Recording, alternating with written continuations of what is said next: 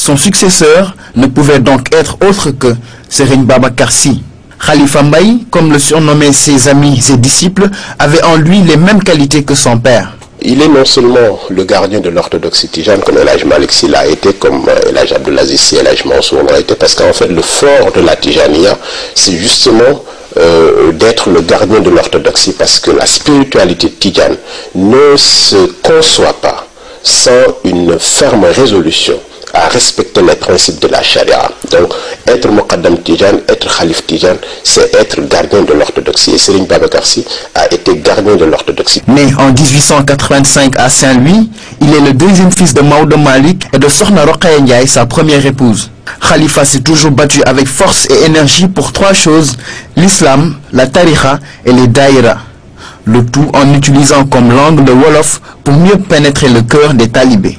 Serigne Babacar Sy a été le théoricien de la culture nègre, de la culture africaine, en tant que réceptacle pouvant supporter le message prophétique.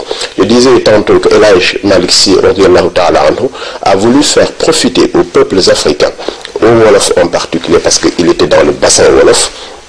Il a voulu leur faire profiter du message prophétique dans leur propre culture. Mais Serigne Babacar Sy a été très loin, jusqu'à théoriser un certain nombre de choses. Serigne Babacar Sy, bien que arabophone, préférait s'exprimer en pur Wolof, en Wolof pur, avec le peuple sénégalais, d'une part. D'autre part, il indiquait aux peuples africains que l'islam est un plus qui renforce la dignité humaine, mais que le peuple africain avait les bases de la dignité humaine autour du Ngor. Serigne Babacar Sy disait que l'islam est venu ici au Sénégal pour apporter une valeur ajoutée à l'existence des hommes et des femmes, mais il a trouvé le Ngor, il a trouvé que les Africains, que les Sénégalais avaient cette vertu qui était le Ngor, et il le disait en l'articulant autour de 5 principes fondamentaux qui peuvent être les bases d'une table de valeur pour les Wolofs. Khalifa Mbaye, 35 ans durant, s'est attelé à maintenir le flambeau de l'islam et de la tariqa, une mission fort bien réussie au soir du 25 mars 1957 à Tivaouane, où le calife est rappelé à Dieu. Il appartenait donc à son jeune frère Mohamedou Mansour Sy de reprendre le flambeau, mais ce dernier le rejoint dans l'au-delà 3 jours après. Et c'est ainsi que commença le khalifa de Abdoul Aziz Sy Dabakh.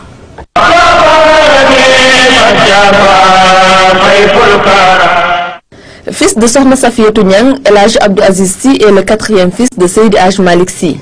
Sorti de l'université de Tivaouane, El Hadj Abdoul Aziz Sy a eu pour maître et encadreur ou formateur son père, ses frères et les moukhadam de son père. Comme son père, il a aussi beaucoup voyagé pour parfaire sa culture.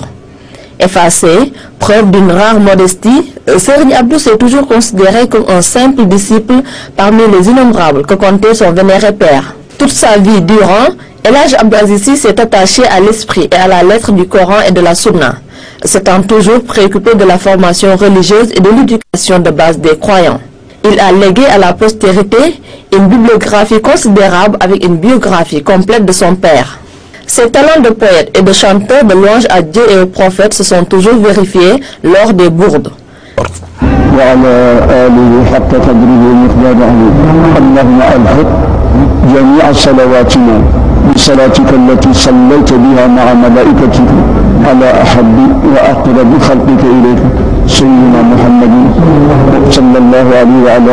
Pacifique dans l'âme, humble, courtois, discret et fervent partisan de la paix, Serigne Abdou s'est personnellement investi pour en appeler à l'union des cœurs et des esprits. Il s'est fait un honneur de contribuer à l'unité et à la concorde entre confrères. Il a aussi tissé des relations très denses avec les pays arabes comme le Maroc et l'Arabie Saoudite, avec comme seul et unique objectif cimenter la Oumma islamique. Il a été l'exemple achevé du soldat de la foi. El Hadj Abdoul Aziz Sy faisait autorité de par sa sagesse et sa culture. Rassembleur de toutes les forces sociales, philosophe et moraliste, il a été à l'écoute et au service des hommes, à équidistance des leaders politiques. En direction du pouvoir temporel, Serigne Abdou a toujours prêché la lutte contre la corruption et la malhonnêteté. Le sage de Tivaouane n'est pas un homme qui se taisait quand sa société était en danger.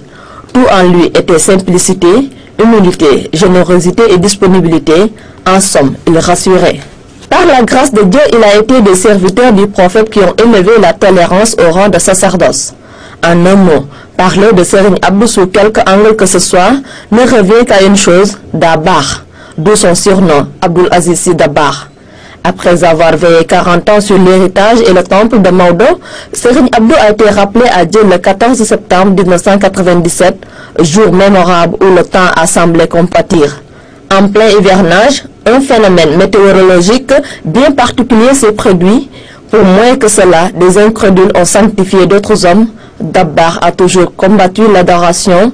Le seul à le mériter de la part de véritables croyants, c'est Dieu.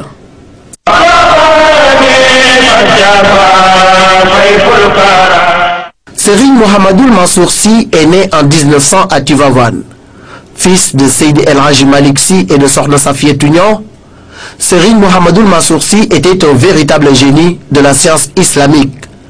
Très proche de son père Seydi El Hadji Malick Sy, Serigne Mohamedoul Mansour s'est très vite lancé dans une recherche inlassable de connaissances pour mieux servir et adorer le Créateur.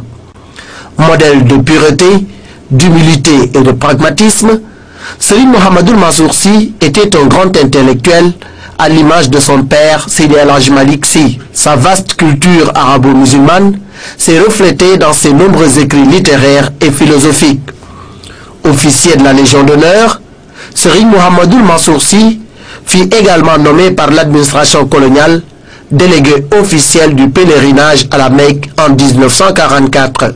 Après le rappel à Dieu de Cheikh Al-Khalifa, Seydi Mohamedoul Mansour décéda. C'était le vendredi 29 mars 1957 vers 21h. Ce fut des moments durs pour la famille Sy qui venait de perdre deux de ses illustres fils.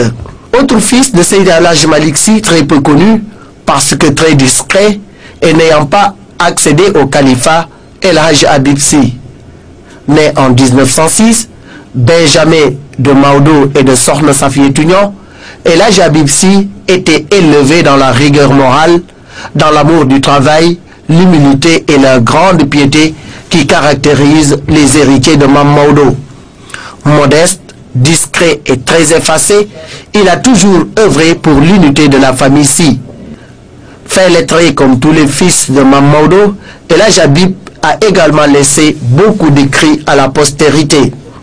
El Hadji Habib Sy était un modèle de droiture morale, d'humilité et de sobriété.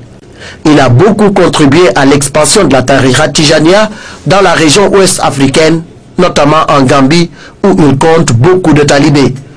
Il fut rappelé à Dieu le 1er février 1991 à Paris.